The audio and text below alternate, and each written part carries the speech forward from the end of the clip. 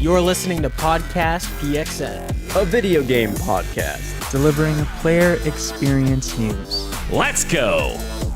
What's up, guys, and welcome to Podcast PXN, episode 258. I am one of your hosts, Daniel Prindle, aka Dan is DTM on Twitter, and I am joined over Discord, not by the Nintendo aficionado and artist extraordinaire, Roshan Warner, at Roro. He will join us maybe later.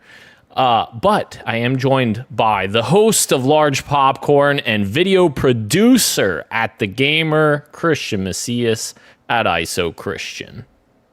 I have big news. Want me to share the big news? Yes, my frozen camera is in anticipation of that, and it just unfroze. All right, cool. You remember a couple of years ago? I think I was part of this podcast already. I had like a huge flood in my apartment basement, and I had a lot of things, a lot of irreplaceable items permanently damaged due to that. Remember that? Yeah, your N64, right? Was one of them? No. I'm talking about like my yearbook and stuff like that, but my PS4 was. Oh, okay. Today, after about 3 to 4 years of letting it dry, keeping it in like a very like just dry like whatever place, decided to turn it on. We are. Whoa! Hard to see, but I'm looking at there you go. PT, baby. Nice. And I was messing around. I was looking around the menus and stuff, getting some captures over to my USB. That way I can keep them forever. Some video clips here and there. It's working, man. So I am gonna buy a longer cable. That way I can have a PS4 just available for whatever and whenever. Hell yeah. We love that. We love that. Am I crazy for factory resetting my PS4 and then selling it, which had PT installed on it? Yes, 100%. That's an artifact of time. Whoops. Like, that got taken down from storage. You'll never be able to play that again. Yeah. And it's gone. I did it for the money. Sorry. Are you like... Were you hurting for money at that point that you needed to sell it, or was like $100 gonna do anything for you at that point? I mean, not really. I wasn't hurting. I just used it to help me pay for the PS5. So never sell hardware. I know. That's the rule. Never sell it. I made mistakes, you know? I made mistakes. Anyways, we will also not be joined by Gage. He is sleeping, catching up on some Z's, but he will return as always. Thank you to everyone watching us live and participating in the chat. Just as a reminder, we are live each and every Wednesday at 8 p.m. Eastern time on youtube.com/@podcastpxn and twitch.tv/podcastpxn as well. Christian. Normally, the topic of the show this week is... We've been doing the topic of the show up front, but we will still be doing that. I just want to do something first because of what happened this week. So in case you haven't heard, there was a really awful accident that happened. Two NHL players, Matthew and Johnny Gaudreau, were biking just on the street. They were biking, just having a good time. And unfortunately, a under the influence person hit them and killed them.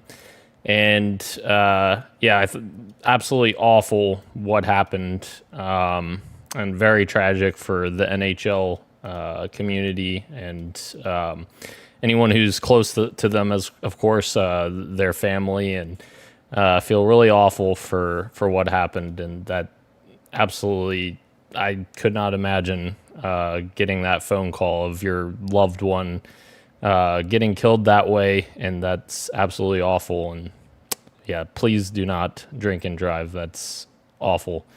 But we got some good news that a GoFundMe had been set up by Matthew's widow's sister, and had been verified by the fundraising company of GoFundMe.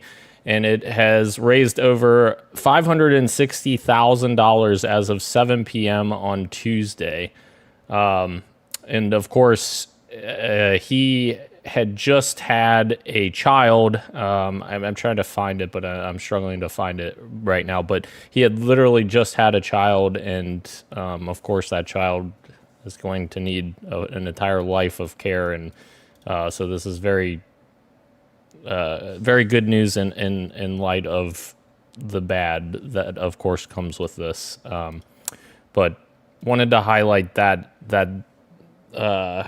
moment, and hopefully that helps them get through it a little bit better through a very difficult time.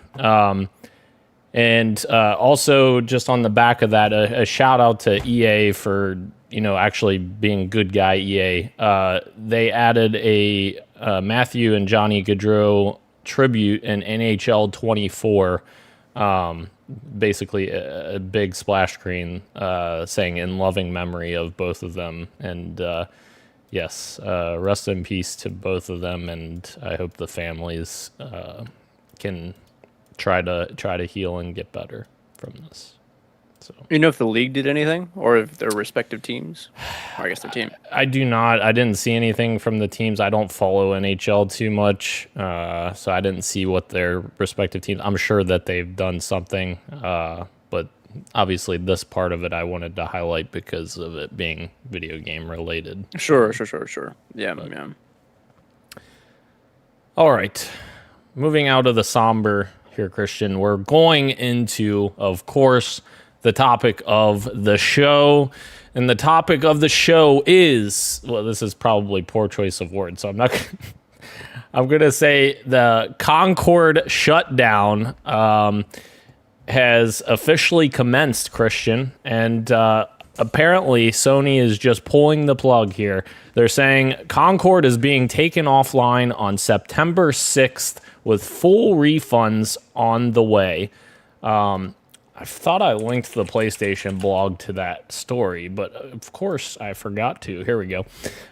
They posted on the PlayStation blog, Concord fans, we've been listening closely to your feedback since the launch of Concord on PlayStation 5 and PC, and want to thank everyone who has joined the journey aboard the North Star. Your support and passionate community that has grown around the game has meant the world to us. However, while many qualities of the experience resonated with players, we also recognize that other aspects of the game and our initial launch didn't land the way we'd intended. Therefore, at this time, we have decided to take the game offline beginning September 6th, 2024, and explore options, including those that will better reach our players. While we determine the best path ahead, Concord sales will cease immediately, and we will begin to offer a full refund for all gamers who have purchased the game for PS5 or PC. If you purchase the game on PS5 from the PlayStation Store or PlayStation Direct, a refund will be issued back to your original payment method. They also go on to say, if you go on other retailers, Steam, Epic Games Store, or retailer stores, to go to them for the refunds. Once refunded, players will no longer have access to the game, which obviously it being shut down, it would be meaningless to have access to it anyways.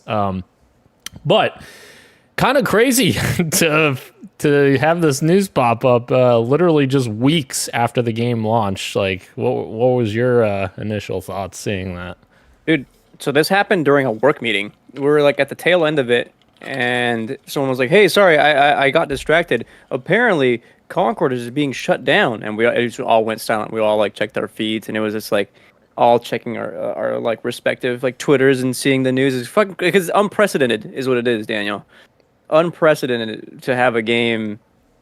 When's the last time something crazy like this large scale happened like this, where something was like, maybe Cyberpunk when that released in 2020? Yeah, no, it wasn't even pulled from everywhere. It was only pulled from PlayStation Store, online, right? Yeah. There you go. Yeah. There's a lot to address here, but I want to put this into full context once you have like more of these little things down here. But my initial thoughts were just, insane that they actually did this. This, in my opinion, could have been addressed way before it was too late. So their comment about they want to work on what a better path ahead is or whatever, I'm thinking like that could mean one of two things in my eyes.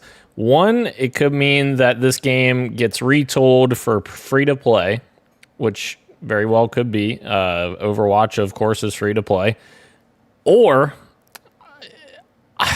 I really don't want to say this one, but like maybe the studio fucking shuts down and Sony just cuts their losses and takes the tax write-off. Like, I don't... That is probably the reality and the sad reality, because I don't think in our current world, even just retooling that game for free to play, I still don't think would draw people in. It's one less barrier for sure, but people were already not interested in it regardless. I don't know how much that would get people back into the Concord community just by having it go free to play, and then removing all the stuff to make it go like insert things that will make it sustainable, like battle passes or micro transactions, etc. I think that would just give it just a bit more negative press, to be honest. Like that game needed to be retooled in so many different ways before even going into like a public beta, before even maybe the announcement. But you know, the news is that the game was in production for 8 years, 8 years and millions of dollars into something that is uninspired and already, you know, of a time that's past us. Again, which is the sad reality, because a lot of people worked really hard on this game, and that sucks. But I don't know, man. Like that game just needed some kind of juice to make it stand out, and it's already oversaturated market, and it just isn't. So I don't know what they're going to do. Like if we see it again, and they have a proper plan to give it life, I reckon we don't even see it for like 2 to 3 years if that's the case. True. Yeah. And like, is Sony willing to give them 2 to 3 more years of development time just to make it free to play, and maybe it fails again? You know, if it were Jim Ryan, Sony maybe, but he's not at the helm anymore. Right. Very interesting. So of course we know all this now, but even before this stuff came out and they made this announcement, we got some reports on estimations, I should say, from analysts out there. And one analyst was saying that Concord sold an estimated 25,000 units, 10,000 on Steam and 15,000 on PlayStation 5. Woo! It's not good, dude. No.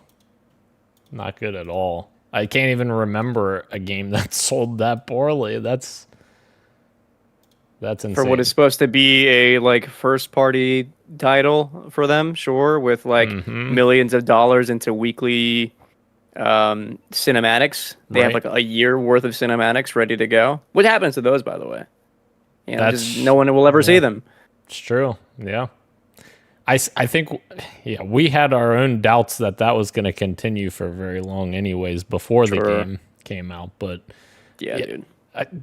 I have more questions, like based on how much this sold here in a second. But before we get to that, also, we saw a news story today that scalpers are apparently trying to upsell Concord on eBay and places like that for double or even triple its retail price for a physical copy. That's insane. Like, I guess anytime something like this, you know, obviously this hasn't happened before, but they're pulling it from shelves, so I guess it makes it in turn a rarity, I guess, if people start returning these. An artifact, if you will. There's also the controller too. That's true. Yeah, that is true. Kind of, yeah. Those things are collector's items, I guess, so to speak, though. Yeah. I guess just for the irony of it all, I don't know if, you know, it's not like anything that's like a hot collector's item, you know, like the Metal Gear Solid 5 PS4 or something. Yeah. I wrote something down here. Have you seen what the current player base is like for 2 days in a row now? I did see that. Yeah. Yeah. For full context, is that obviously that game has trophies, and people are trying to get the platinum before the servers go down this Saturday. The 6th, I guess, right? Yep. The 7th, excuse me, the 7th. I think it's the 6th. And so, yeah. Friday. Friday. That- Yeah. Okay. So players are going into that like main game mode, the round-based game mode, and then. Sorry, I got a text from Harley about Black Myth Wukong. And then quickly playing the game of who can kill themselves the fastest. The teams are just jumping off the map because it's the fastest way to get XP, and one of the trophies is to get like the max level or something. So the full matches are just people just you can't even play the game regular anymore. People are just killing themselves. Number one, why are you getting XP for killing yourself? What the fuck is that? I think it's per round. I guess it's the people who are like winning, I guess, like that round. Huh. I'm not sure on the system of how that works, but I have seen people who like did play the game asking like, can we just get like a triple XP until servers go down for people who actually want to play the game? Right. But that's insane. So I guess to kind of circle back for a second, this game only sold reportedly, according to analysts, 25,000 copies. So like, why did this game not sell? Do we think like the game is it's in an interesting position again because it's very much like what we talked about last week with Star Wars Outlaws being a 7 out of 10. Like this game is pretty close to that actually. I think it was last I looked, it was like a 65 or 66. Which is not, it's like 8 points behind Star Wars Outlaws or something like that. So it's like it's another like it's a good, maybe not quite good game, average game, whatever you want to call it. So like, why did this game sell so poorly? Like, is my question. Things, dude. So many things. Where to begin? Where should we start? Where to begin? Like. What's one quality that you think that caused it? Okay, if you remember, the first state of play from I guess was it this year or maybe late last year, there was that cool cinematic. I said cool, but it didn't really grab me. But people were interested because it seemed like at least these like characters are like stylized characters with like if they're gonna do cinematics like that, that's interesting. This is the live service game. Oh, what is it? And then they immediately switched to Concord as a 5v5 PvP game, and that was where a lot of people checked out because not a lot of people are interested in that because they already have their PvP games. They have their Valorants. They have their CS:GOs, their Fortnites. I'll say Overwatch too, but like that community has its own issues with Blizzard. Having a new one in that space that just seemed to be something that was trying too hard to be in while not having a uniqueness or a charm that like you really need to break into that space was like already one of the first major killing blows. The second for me, I think, was having the beta released so soon to launch, given its $40 price tag. For me, I would want to give my team as much time as I would want to do play tests for at least like half a year to a year to get some kind of word of mouth going before even releasing the thing, because there was no word of mouth to begin with. Right. And then have community feedback kind of dictate what the game shapes out to be for full launch. Right. That beta was like weeks before the full game, and they took into account maybe a fraction of what the community feedback was. And it's like, okay, if you're not listening to the full feedback or don't have time to like change or implement all the changes, then like you're already going to be like on the back foot when you're releasing this game. So it's like a number of things, dude. And I think it really goes back to the fact that the game started development 8 years ago after the release of the first Overwatch. Like it was already chasing a trend. Sure. Almost a full decade went by, and like there was nothing there that differentiated itself, other than some of the cool, maybe like the systems for PvP. But like again, you got to bring in people a different way. And I think I shared with you guys in that Twitter post that I found of people talking about the like animated videos that are inside the game, or like they're like 2D animations, and those characters look it's the same. They look the same, like they're wearing the same outfits and stuff, but they look like they fit that world way better than having the like realism aspect of that placed. Like I just wonder, like if these couple of changes all together, maybe you could have had something that maybe not succeeded, but succeeded enough to have legs for it to evolve over time. That's what I think. Yeah, I think I think that's totally fair. I think those are all reasons why this game isn't a great game.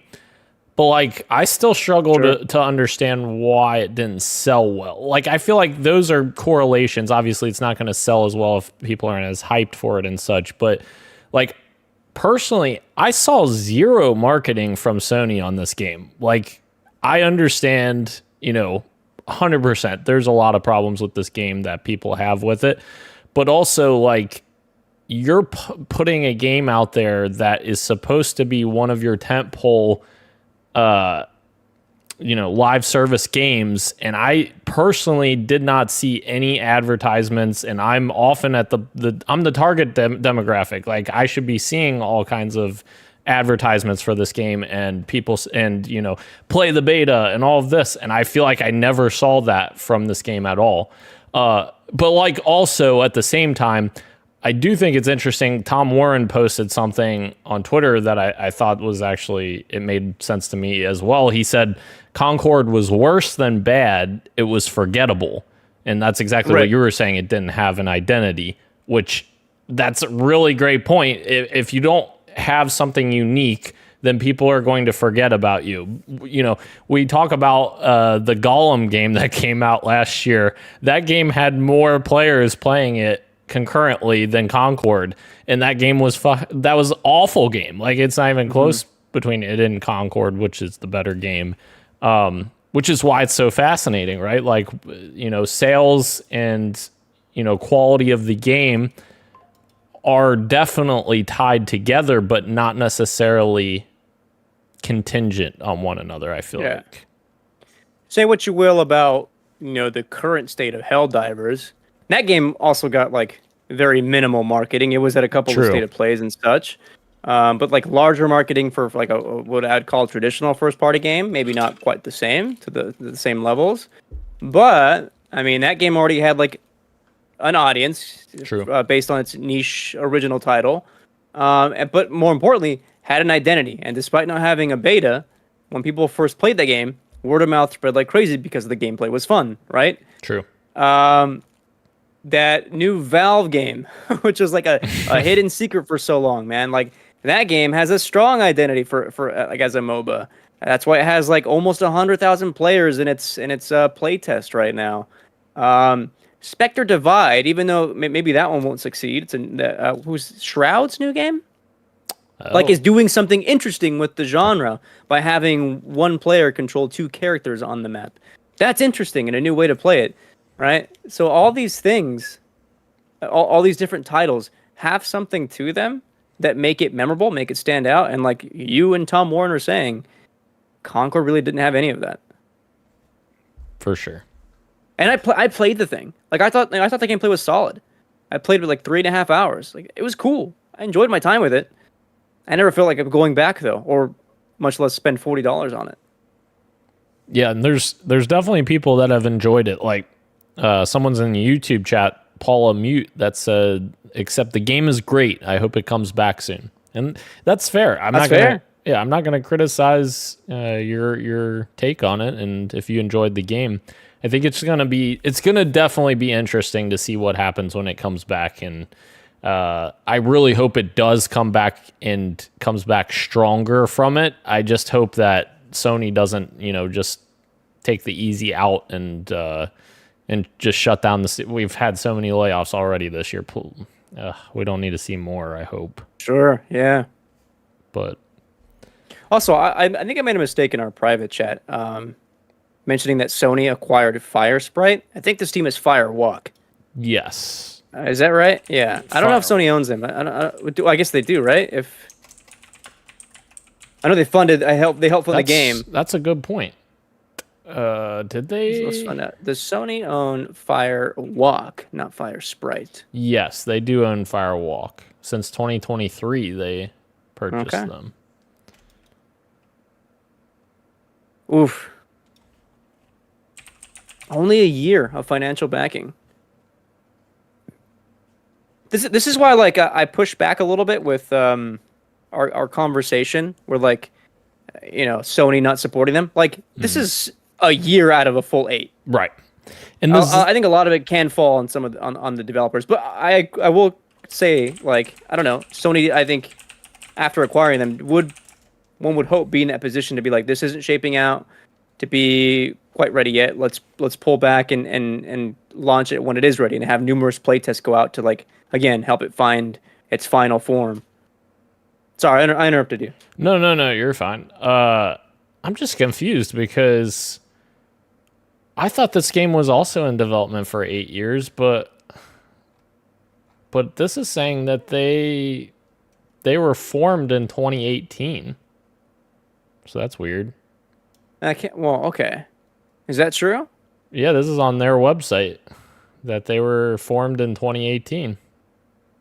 I recall articles. There was either Paul Tassi maybe or Gene Park sharing stuff about how it was in development since 2016. That's what I thought as well, but unless something else happened, they were formed in 2018, so I don't know. That's weird. I don't know.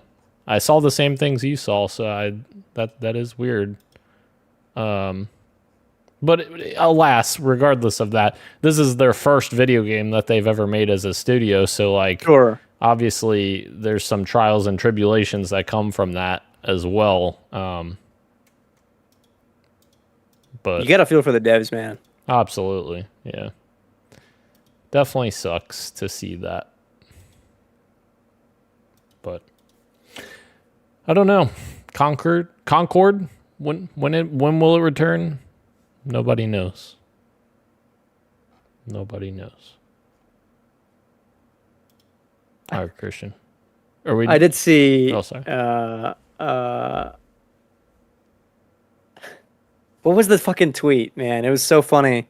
Not that it's something to like laugh at. The situation's awful, but you take news how you take news, and a lot of my feed is sometimes like making jokes about it. I saw a tweet that was like, "The Last of Us was shut down so that Concord can be shut down." Oh God. There's a second article I think today from Paul Tassi.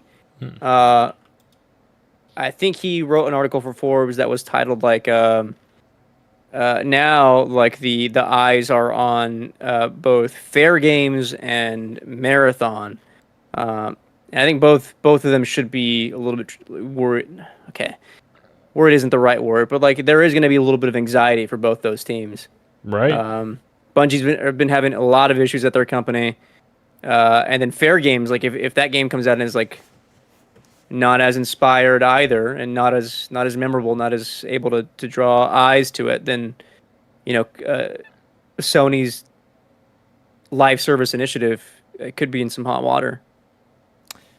That's so wild for you to say too, because like if Bungie makes Marathon and it's not like a great game, they might be fucked. They could be, yeah, sure. Man, they're already en route to like be acquired, right? They can't afford mistakes like that.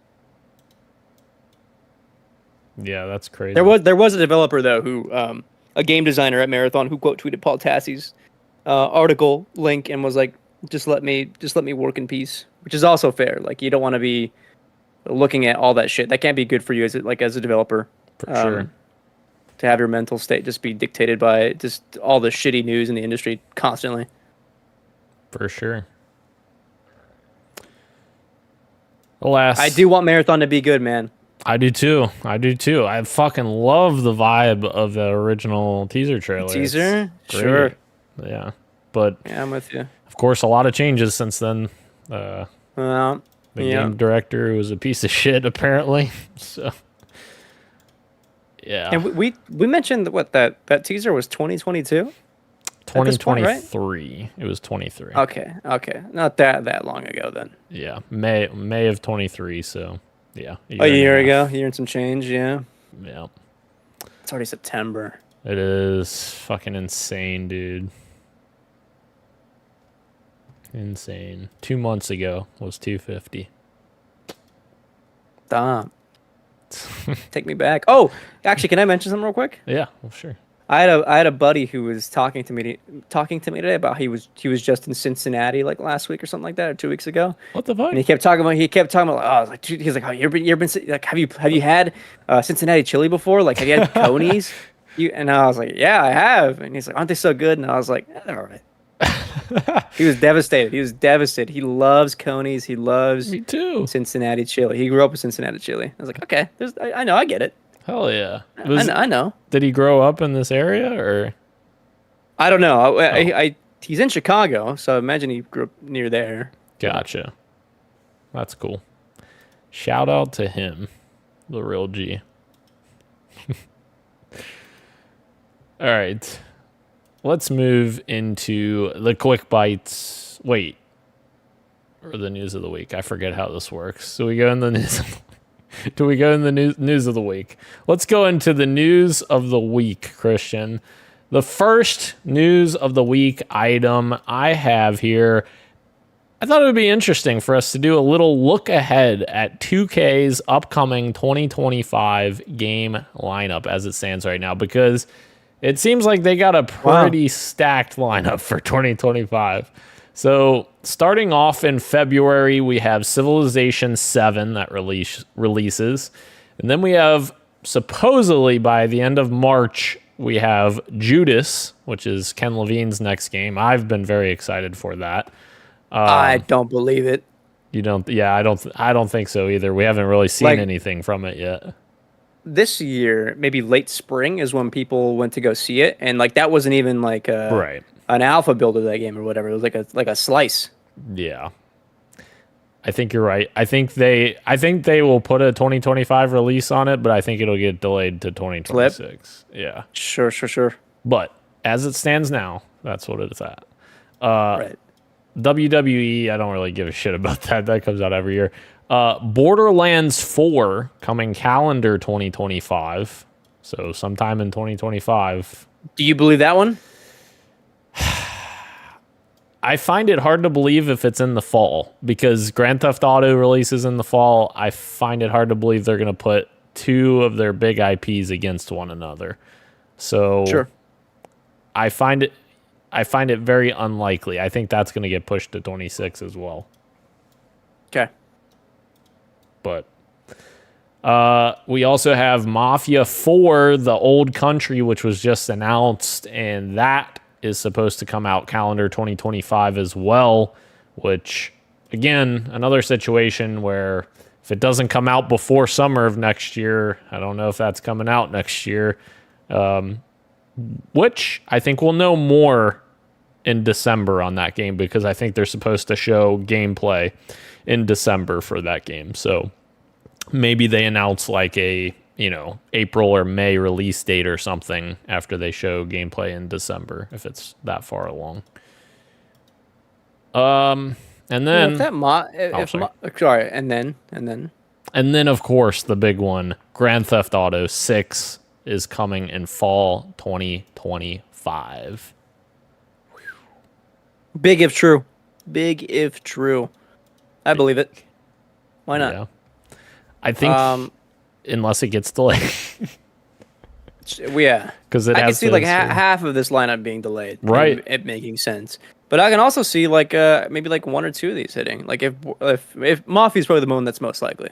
Yeah. I could see Mafia hitting some kind of nice fall date. Couple of weeks early before even a GTA 6 if that hits its week and have it not be an issue. True. If there's one game from this list that's not Grand Theft Auto 6, which one are you most excited for? Judas. I think the way that game treats its AI I thought was really fascinating. I listened to Friends Per Second podcast interview with Ken Levine, and then their discussion after the fact where they just kind of unpacked everything they played, and that game is fascinating. The procedural stuff in it as well is something that's kind of exciting, even though I'm not super huge on procedural. The fact that like the narrative is responsive in real time to the decisions you're making, I think is also pretty interesting. I think the ways they're trying to maximize emergent both gameplay and narrative is what's going to make this so fascinating. Like, could be a game that is like, it's not genre bending, but like pushing the medium into some interesting formats that I think really speaks to me. Yeah, I think Judas. Yeah, I'm 100% with you because, like like you were saying, all the procedural stuff that Ken was talking about, it sounds like what Bethesda wanted to do with Starfield, but then like ultimately failed on, in my opinion. They didn't make it unique. It didn't feel unique every time you played it. Whereas like the way Ken was talking about the world bending to you, like there's a lot of systems in there that sounded very fascinating. And obviously they've been working on this game for 10 years almost, or maybe more than 10 years, because BioShock Infinite came out in 2013. Yeah. That was the last 1.5 Concords. Yeah. So yeah, it's going to be interesting. And obviously I think a lot of the decisions for the releases for many of these games is going to be what is happening with Grand Theft Auto 6. Is it going to stick to the fall of 2025? Yeah. Are you playing GTA 6? You going to buy it? Absolutely. Yeah. Fucking GTA 5 is one of my favorite games of all time. Does it launch with online? I think so, yeah. I think it has to, right? You think? I think it has to, right? Because I don't think it has to. I don't think it has to at all. Okay, sorry. Has to is a poor choice of words, but like I feel like GTA 5, it was like a month, right? A month later that they were going to release online, but then it was like broken. It was like really broken at launch, and then it really didn't get squared away for a minute. Like months. Yeah, for a hot minute. So I feel like they've got to be like in their minds, like, we want to have this ready to go at launch. We got to have our microtransactions ready to go at launch, because like that's the other thing. Like as soon as GTA 6 comes out, I feel like the GTA 5 population is going to plummet. Because like all those online players are going to want somewhere else to go, and 2K is going to want their money. So like they're going to be putting pressure on Rockstar to say, you got to have all of your ducks in a row here. We've got to continue that monetization that you created with GTA 5 and keep bringing in the cash cows. I hope. From my understanding, from what I've read, this is maybe street meat territory, but plans for DLC for Red Dead Redemption 2 were shelved so that they could go all hands for GTA 6. That says to me maybe there's a likelihood that they had the manpower to have online functional at launch. But to me, I hope the narrative of GTA 6 is something that is like truly compelling. Okay. I thought GTA 5 is okay, but that they also could like it's going to be a game that is in the zeitgeist for like a decade, I'd imagine. I hope they do cool stuff with like DLC for this game as well. That's my hopes. For sure. Yeah. Yeah. And GTA has been known for very good DLC, so hopefully they continue that. But obviously, like you said, they canceled Red Dead 2 DLC, and Red Dead 1 had one of the best expansions of all time with Undead Nightmare. Undead Nightmare? Yeah. So I guess who knows? Man, that story. See, you say GTA 5 story was okay. I feel like they did a really good job. Granted, there were a lot of like really cheesy parts and tropes and everything like that, but like I feel like they did they did a pretty good job with having 3 completely different protagonists. Like, I don't know. That's difficult. I agree, but like sorry. It did not resonate with me the way, especially the Red Dead games do, but other Grand Theft Auto games resonate with me a bit more in terms of their story. Totally fair. GTA 5's, yeah. I enjoyed the lead up to the first heist. Yeah. In GTA 5. That was sick. The snow sequence, was that, or was it? Well, that's the prologue. Oh, okay. I'm talking about like the first heist should be the first bank robbery. Got it. For sure. All right, well that's our look ahead. Little brief look ahead at 2K's games for next year.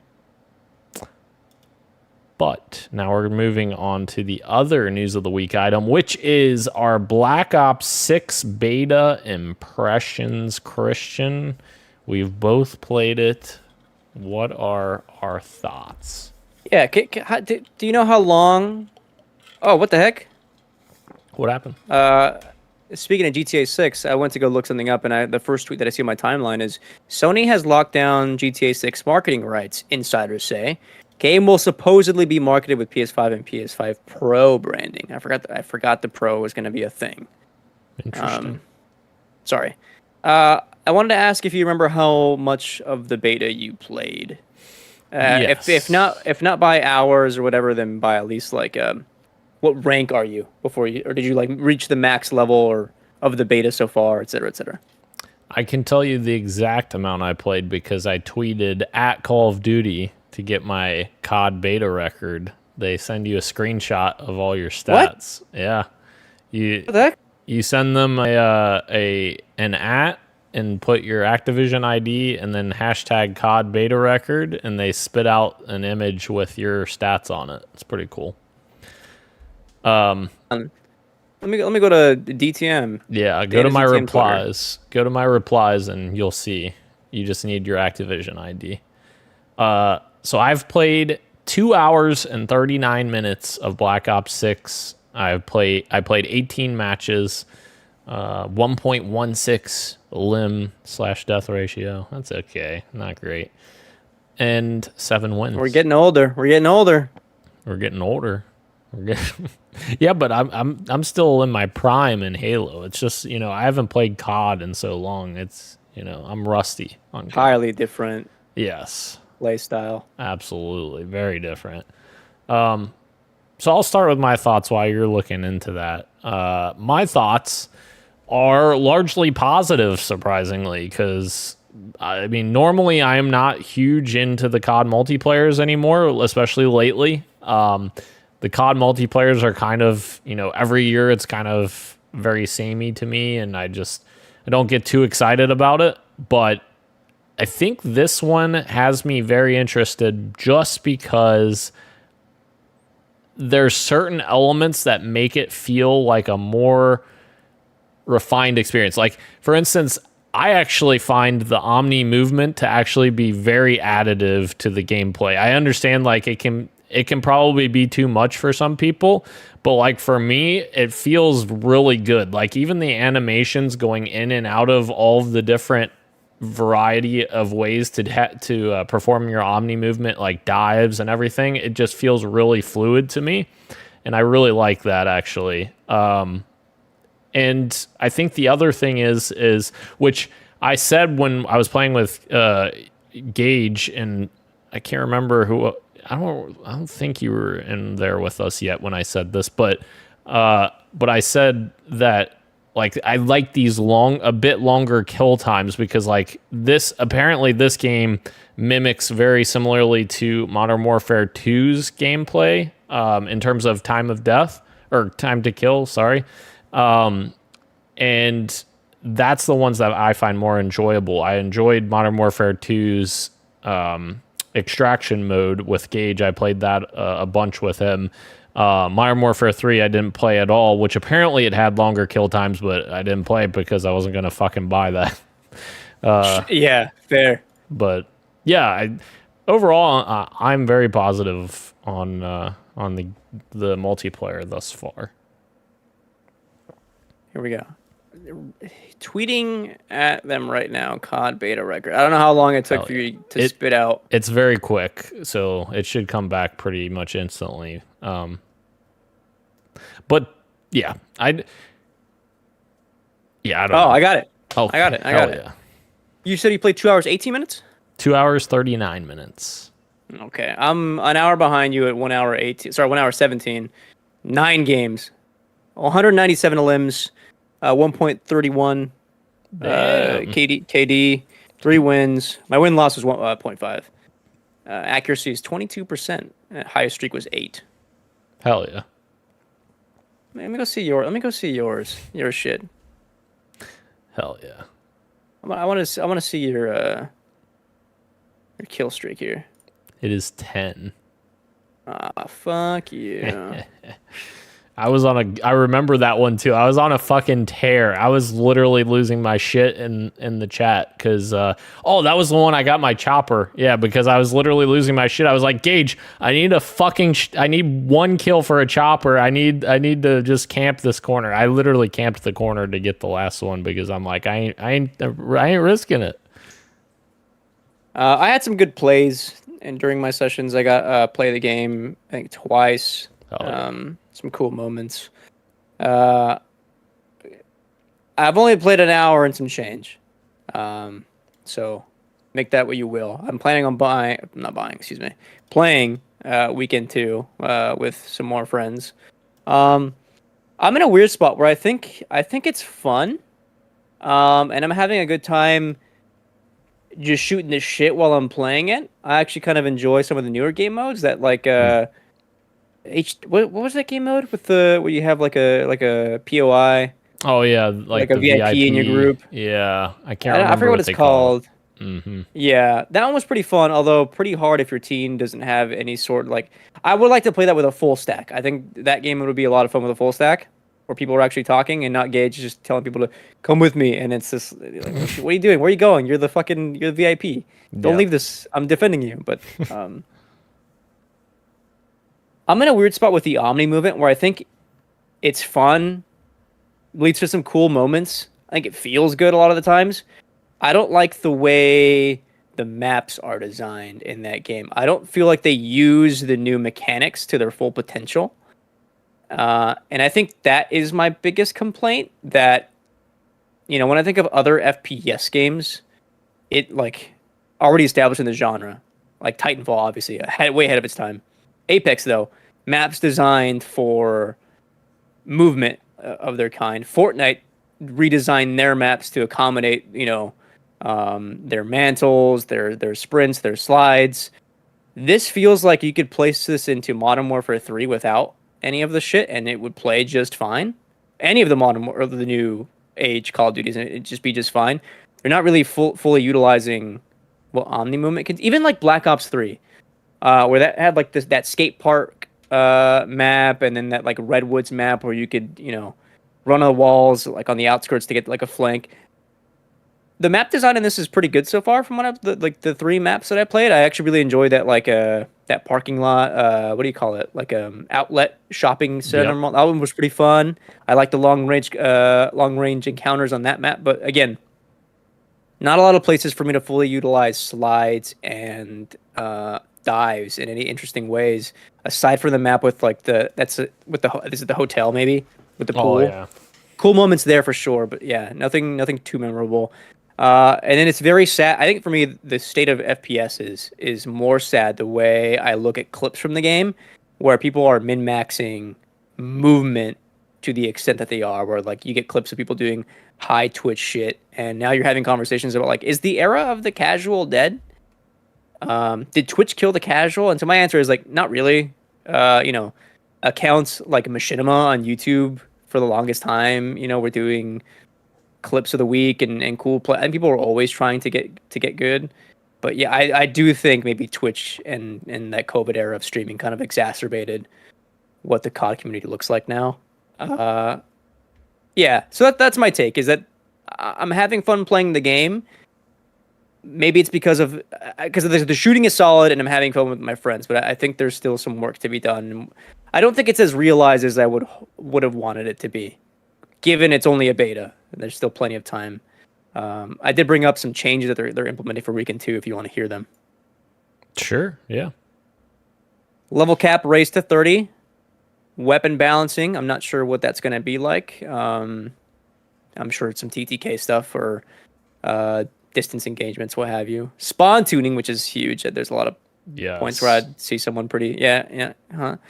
increased weapon XP earn rate. Audio improvements, which is huge. That game is loaded with bugs. And then bug fixes plus more, which I think is also big. Because if I have any other complaint, it's that I would love for these Call of Duty games to exist on their own applications and not within COD HQ anymore. Because I think that also causes a lot of issues on the back end when you're going through menus and shit. Yeah.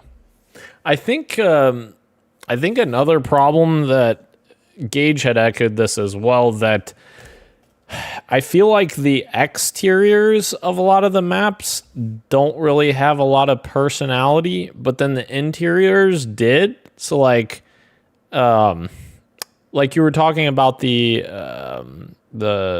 retail spaces, like I feel like the outside looks like so many other Call of Duty maps that we've had before, but like the interiors I thought were actually pretty unique, like a lot of colors and a lot of cool things to look at. And like, obviously you're playing a first person shooter. Like you don't necessarily need to look at all these things and make them look good. But like, I feel like that's part of what makes map identities unique, is by having some cool feature that like you see on the outside that you're like, man, that's awesome. Like, from Modern Warfare 2, there were so many unique attributes about those maps, or even the original Modern Warfare. Sure, like, yeah. Like shipment, obviously you have a bunch of crates, or you have crash with the helicopter crashed in the middle of the map. Like things like that make the map unique is, I feel like, what these maps are missing.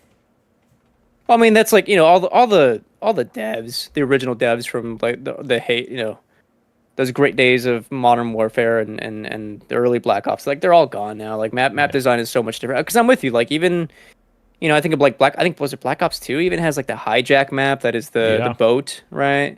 I think it's a great map. You're right. There's a lot of early on. You can see like distinctions between different maps, and they all incorporate like their own areas in unique ways. It's great shout out to Shipment. That's people didn't like that map when it came out, but like no, excuse me, not Shipment. You're talking about Wetwork? Maybe I mistook you. Maybe you were talking about Shipment, and I thought about Wetwork. I was talking about Shipment, but yes, Wetwork I remember as well. I liked Wetwork. Nobody liked Wetwork, but I get what you're saying. That there's like distinction between the maps, and it makes you play a bit differently. It makes you interact with the space in unique ways. The original Black Ops, I love what they did with having interactable things, which I enjoyed for this one too. In the beta, there's that map where you can make the bookshelf slide, and you have the hidden area that goes underground. That stuff is cool, but you're right. A good call out for you, Engage. That some of the map design maybe a little bit uninspired when compared to the better Call of Duties of the past. But again, maybe some of the other maps in the full release will change our minds. True. Very true. All right, let's move over into some quick bites, Christian. We're back on the Xbox Series S train here. I feel like we talk about it every week. Developers talking about the issues developing for it. But before we get to those, there is some clarification regarding Black Myth Wukong on Xbox, which previously some people were thinking was a technical issue with Series S. Apparently, Paul Tassi tweeted, "A source with knowledge of the situation has told me that Black Myth Wukong is not currently on Xbox because of an exclusivity deal, and it is not delayed because of any sort of technical issue," which is interesting because we heard Microsoft essentially insinuate that when they made a statement, and then Game Science, the developers, were making it sound like it was an optimization problem. So it is interesting to get clarity that it actually is an exclusivity deal by Sony, apparently. But we do have some problems. Sorry. which I'm inclined to believe. But I also it's so frustrating to hear hearsays left and right now, where like even though they're both confirmed, you're hearing confirmed from both sides now, where it's like, Yeah. well, some of the developers are saying this, some of the Xbox people are saying this. Sony's not commenting. It would be nice to get some clarification from, Yes. like, you know what I mean? And like shit like that, I don't understand why it's not more transparent. Like, of all the things for the FCC to get involved in, like, I don't understand why they wouldn't get involved in making things transparent for consumers when Sure. there's exclusivity deals like that. Because streamers do the same thing when they have deals with publishers or games, they have to disclose that. So like, Yeah. I feel like that should be disclosed, but I agree. all right. This is crazy though. This is nuts. The second item here. Yes. So then we got some news about Inotria. I hope I said that name correctly. The Last Song, which got a delay on Xbox. This is coming from their Twitter account. They say, "We believe that Xbox is blessed with a huge gaming community, and we would love to release Inotria on your platform as fast as possible, as we spent a lot of money and resources to make it happen. But this task is nearly impossible, with Microsoft taking months to reply to us when we have the game ready for submission. If you'd like to help, please let Xbox know about our situation. If we had a dedicated Xbox account manager help us out, this issue would not exist. Thank you so much." Which I also did some digging and found that apparently to even get to the point of being able to develop on Xbox, they had to make a similar plea to gamers to reach out to Microsoft to get them to pay attention, to where they finally got someone from Microsoft to reach out to them for them to develop on Series S and X. And now that they've put all that money and effort into making Series S and X versions, they can't get a hold of them again, that's insane, dude. Like, come on. What are you doing, Microsoft? I did see Phil responded, and that they updated their thing. I think, was it today, this morning? Oh, I didn't Maybe see yesterday. that. Yeah, this morning, as of today, Phil got them the help they need so that they can work on finalizing the work they need for Xbox, which That's is huge, good. but very unfortunate that there are so many roadblocks for them, and assuming other developers as well. Yeah, it's like the CEO of Microsoft Gaming shouldn't have to fucking step in. There should be somebody in place to handle this. Like, why is this not? Sure. That's crazy. Sure. That is good news, though. I'm glad that they got squared away. Dune Awakening apparently is getting some Series S issues. Funcom, who's the developer, says that developing Dune Awakening on Xbox Series S will be a challenge. It's one of the reasons we're coming out on PC first. There's a lot of optimizations we need to do before we release on Xbox. But yeah, Series S is a challenge. Dune Awakening was the developer where he misspoke and said 25 frames per second. It meant 35? Or was that for Avowed? I don't know. I didn't hear about this. 25 versus 35 frames per second? Yeah, there was a game coming to Series S where a developer at Gamescom said that the game was currently running at 25 frames per second, and they misspoke, and they meant 35. Oh, okay. Interesting. Yeah. Which, I mean, if the game is running at 30 frames per second on Series S, so be it. Fucking just release it at 30. You know, I understand if your vision is something greater, you know, sorry, go ahead. Found it. It was Stalker 2. Okay, Stalker 2. Okay. Yeah. Yeah. Interesting. 30's fine. For a Series S, 30's fine. Yeah, I mean, it's a cheaper console. People know that they're not going to have as high quality of an experience. That's what the Series X is for. Microsoft's policies of making sure they're feature parity, I don't think that works. I think both platforms need to leverage the platform that's in front of them. You can't force it upon them. And then, that's not all. Jez Gordon posts here, breaking. Capcom solves the technical hurdles preventing Marvel vs. Capcom and Capcom Fighting Game 2 collections from hitting Xbox. Both will arrive in 2025. So obviously they notoriously had issues, and now they're finally releasing. So good news on that front. Good.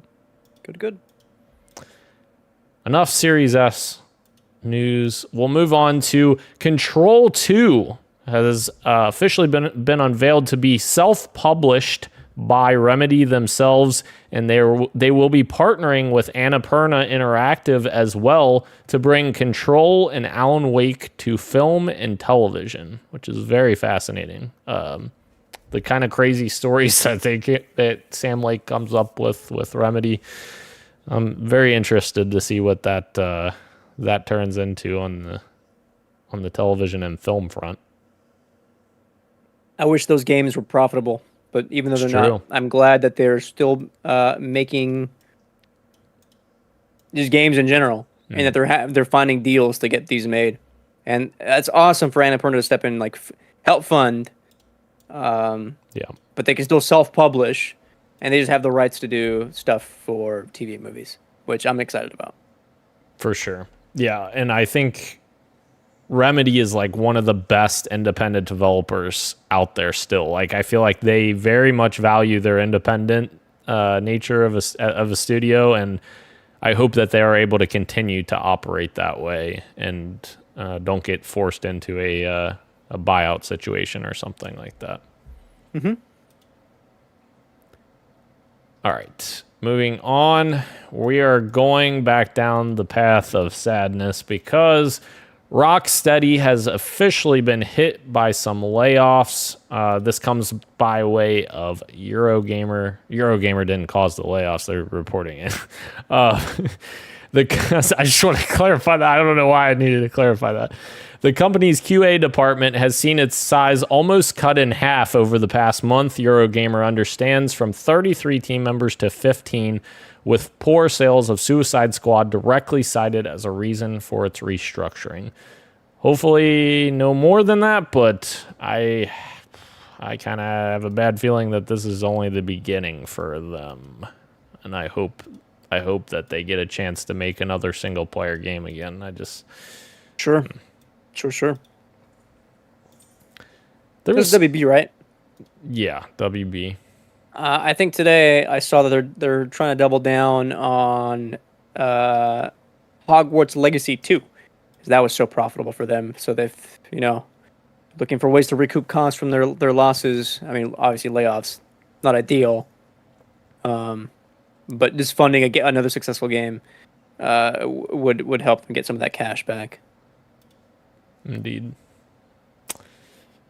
And even just playing that beta, I fucking enjoyed the hell out of those cutscenes. Like, I want to see them make a single player game again. I know you weren't, but I don't know. Obviously, I didn't play it that long either. I just played the beta. Or whatever it was. Was it a beta? Or was it like it was long, is what it was. Yeah. Yes. Well, yeah. We played for a minute. We did. Yeah. Because that was the one that was a secret, and then they ended up saying you can talk about this. Yeah. Yep. Mm-hmm. All right. More layoffs here, Christian. Ballistic Moon has announced layoffs ahead of Until Dawn Remake's re-release, obviously releasing again. So the developer has acknowledged significant layoffs at the studio after several staff members announced their departure earlier in September. A LinkedIn post said that from the studio said it was profoundly sorry for the layoffs that appeared to affect at least 11 members of staff at the studio. Crazy that we're getting layoffs before the game is even out. Yeah, I wonder what kind of what seniority they are, I suppose. Right. I know the reality of game development is like, when you're about to release a game, you don't need playtesters and people who are like, contractors and stuff. You lay those people off. But it sounds like these are fully staffed. Right. Excuse me, like actual full-time team members, like who are like benefits and everything, and they have some seniority, which I guess would point to maybe lackluster pre-sales, Yeah. which just sucks. Very unfortunate. 100%. Yeah. However, I also don't think an Until Dawn remake was Correct. Yeah. something that people really were itching for. Yeah. That should not have. Yeah, you're right. 100%. Like Sony, choose literally any like fucking Bloodborne remaster. I think people would kill over. You want some good news? The PC fan made version is going to be out in 2 weeks. There you go. Hell yeah. 4K 60 FPS Bloodborne, which is crazy that they got it together so fast. Crazy. Cease and desist them. No, I hope they don't. But Yeah, if they do, yeah, you better do something with that fucking IP, for sure. Sony. All right. Moving on from there, Hideaki Itsuno, the director of Dragon's Dogma 2 and Devil May Cry 5, has announced that he is leaving Capcom after 30 plus years. Legend. Holy shit. Long time. Rip. Sucks. Rest in peace. Wish him the best. Yes. DMC5 was fucking awesome. What a game that was. I never played it regrettably. I wanted to play it. It was in Game Pass, and then I just never played. Fucking great. I love the Ninja Theory DMC that everyone hated. I enjoyed it too. Yeah. We know this. Yeah. All right. Moving on, Christian, the moment everyone's been waiting for. Our first teaser for the live action Minecraft movie is here. We were so excited to see this trailer. Those still images looked god awful. Yeah. And then I saw that it was just a teaser, not a trailer. I was like, you know what? I have 45 seconds while I'm doing getting water, whatever the fuck, like in between work stuff. And man, that sure does like it was like cooked underneath. Or how should I say this? This looks like C-suites had their fucking hands all over this from start to finish. What are we doing? Yeah. This looks terrible. Yeah. That shot of them walking into the like world, and it's just like so obviously like just like one massive green room with like nothing for them to interact with. It just looks god awful. Yep. It sucks as people work so hard on making that come to life. Like again, the answer is like, why not just do like some kind of animated film that would have so much more heart. The costumes just look so bad. The choice for actors is just weird, I guess. I mean, you can really do anything because like these characters don't talk, but like it even still doesn't seem like the right fit. And there's a moment where like the first 5 seconds is like the Nether port or whatever, and that's animated, and like that looks like it's like, oh, hold on, and then it starts and it's like, oh, it's live action, and it just looks terrible. So many wrong choices here. I don't expect this to be good, but who knows? Maybe a bunch of kids go out and see this and it makes a bunch of money, and Hollywood learns nothing from it. What do I know? There is one guarantee that I'll make to you, Christian. This will make more than the Borderlands movie. Sure, yeah. But because it's a kids movie. Yes, exactly. Yeah, this does not look good. Like you were saying, it baffles me that they chose to make this live action. It doesn't make sense at all for this to be live action. It doesn't need to be live action. It would have been, like you said, way more heart, way more fucking emotion of Minecraft. Like, it would have felt like a Minecraft movie being an animated movie. It does not feel like a Minecraft movie looking at this trailer. It looks like some weird conglomeration of the two, like combining of the two, and fucking Jack Black is in his back-to-back video game adaptation that's going to be trash. That's not good. Who's the... Yeah. I suppose it's Paramount Pictures. They just did a kids movie last year. TMNT Mutant Mayhem. Yes. A lot of spirit, that one. That one I think has so much heart. I think... Yep. Giving it to studios like that, I think that is obviously, I think, influenced by some kind of corporate whatever. Yeah. That's how these movies work. But like, having people who care about the IP to treat it with like a sense of care to like make something that's worth like, oh, this looks like they care about the Minecraft world and want to do something cool with it. Give it to something like that. I don't know about this movie. The fucking, you're totally. I'll say this. What?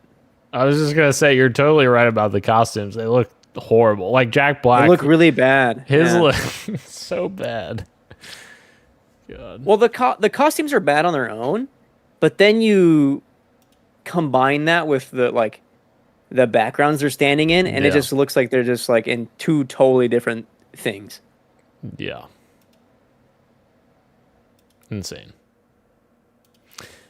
All right, our last quick bite, Christian. Star Wars Outlaws has seemingly dropped Ubisoft's stock price to a 10-year low. Fucking stockholders. Here we go.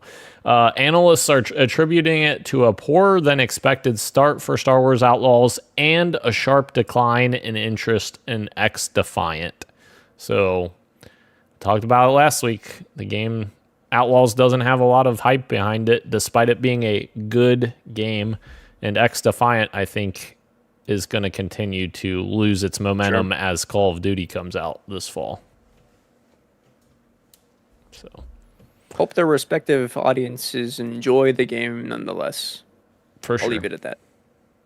For sure. All right, Christian, into the fantasy draft check-in real quick here. We have... Yeah, there's some huge changes here. The first change we have here, Gage has been on a spree. And Roe also. Interesting. All right, so we'll start from the top here. Christian has acquired a counter pick of Hollow Knight Silksong with a bid of $7. That game's coming out December 31st. Ro, for a second on last week's pod, Ro was like, "Oh, I have an idea for a counter pick." Yeah, and I was like, "Oh, this man's just doing Hollow Knight and hoping it doesn't come out." I'll outbid him, hence the $7 and not $5. But alas, he picked up a counter pick of A Quiet Place: The Road Ahead with $5 bid, which is the right call. Didn't even think about that. Did not even think about that. Yeah. I think that game's going to be under 70. I don't know what the fuck Gage was thinking picking that game up. That's a pretty good counter pick bid, yeah. Yeah. Although Silksong, if it doesn't come out, you're at least 0. So the only place I see Silksong, I should have waited longer. There's a chance we see it in Nintendo September Direct, their big one, where like they show up. They probably talk about Switch 2, and that I think it, But if that's the case, Switch 2 isn't even coming out till next year. I think they would want Silksong out with something like that. That's true, unless they don't talk about the Switch 2. And it's just, oh man. Here's the scenario for you, Christian. A lot of games come out on a Tuesday. December 31st is a Tuesday. What would you do if it came out? I'd eat the hot wings right then and there. Incredible. All right. Then Gage went on a fucking buying spree. He acquired Rift of the Necrodancer for a bid of $5. He acquired Assassin's Creed Shadows with a bid of $5. He acquired Silent Hill 2 Remake with a bid of $6. And he dropped Light No Fire. I don't think Rift of the Necrodancer will come out this year. Which no. And Light No Fire, yeah, I definitely didn't. That was already one of my counter picks. So I just have a free counter pick now? Is that how that works? Or no?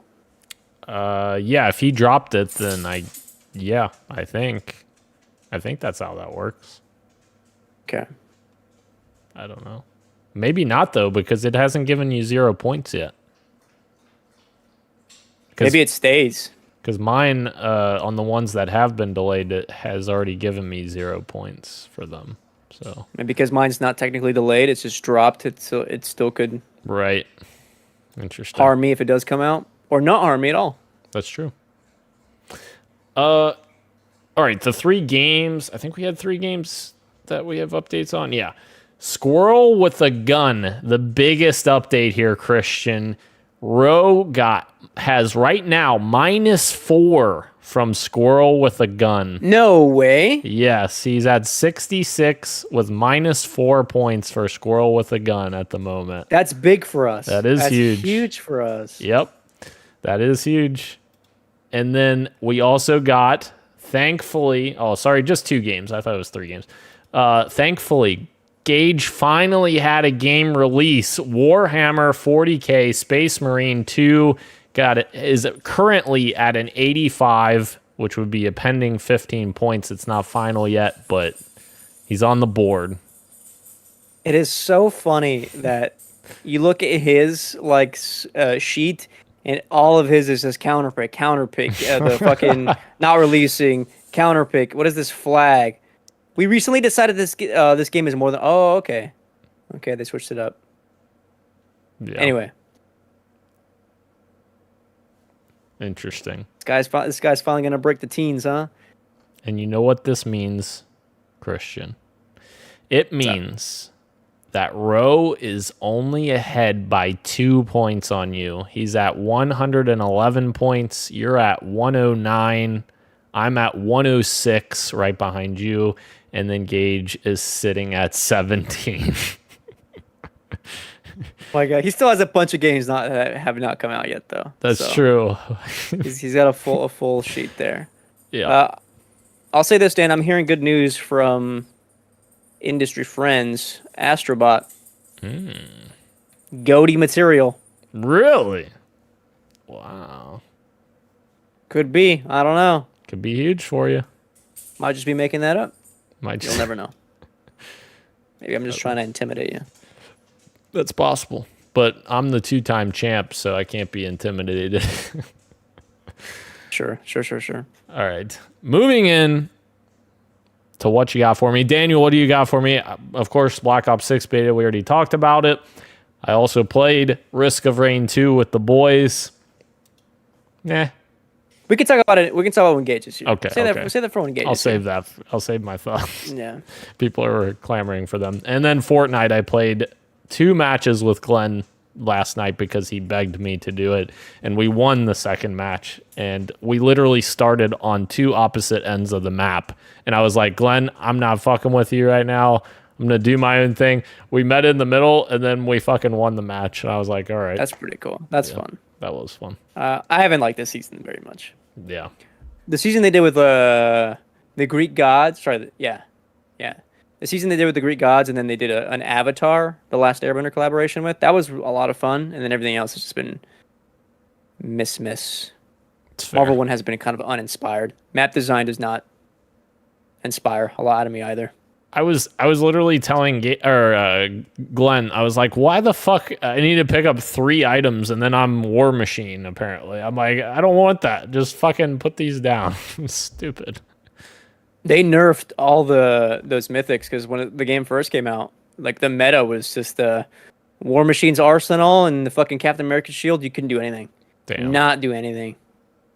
Yeah, that's annoying. Christian, what you got for me? Oh, man. I'll say Risk of Rain 2 for whenever Gage is here. That's fair.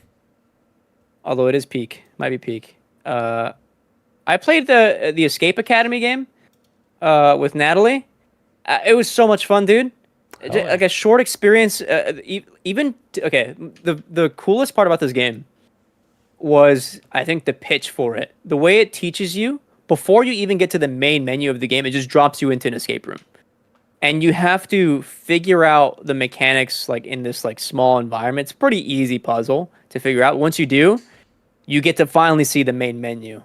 And then the official game starts. Like, that was really neat. And then the game starts, and it's you're like this student. It's kind of dumb. It's a little corny, cheesy, I should say.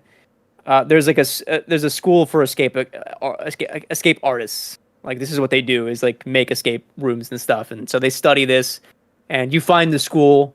And so you do a test to get enrolled, and then you're enrolled, and stuff happens after. But it's such a cute game, a lot of fun with like it's meant for 2 people. You can hit R2 to see what their screen is. So if you're doing a puzzle where like they have to look at something and I have to input the thing, I can look at their screen, whatever, and very doable. I think you Engage would like have a lot of fun with this for like an hour if you tried it out. It's also on Game Pass.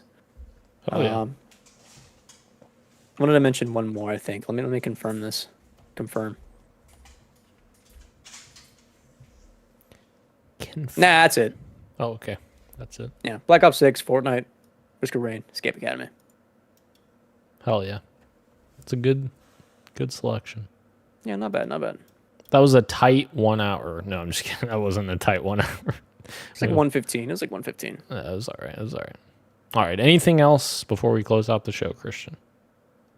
That's it.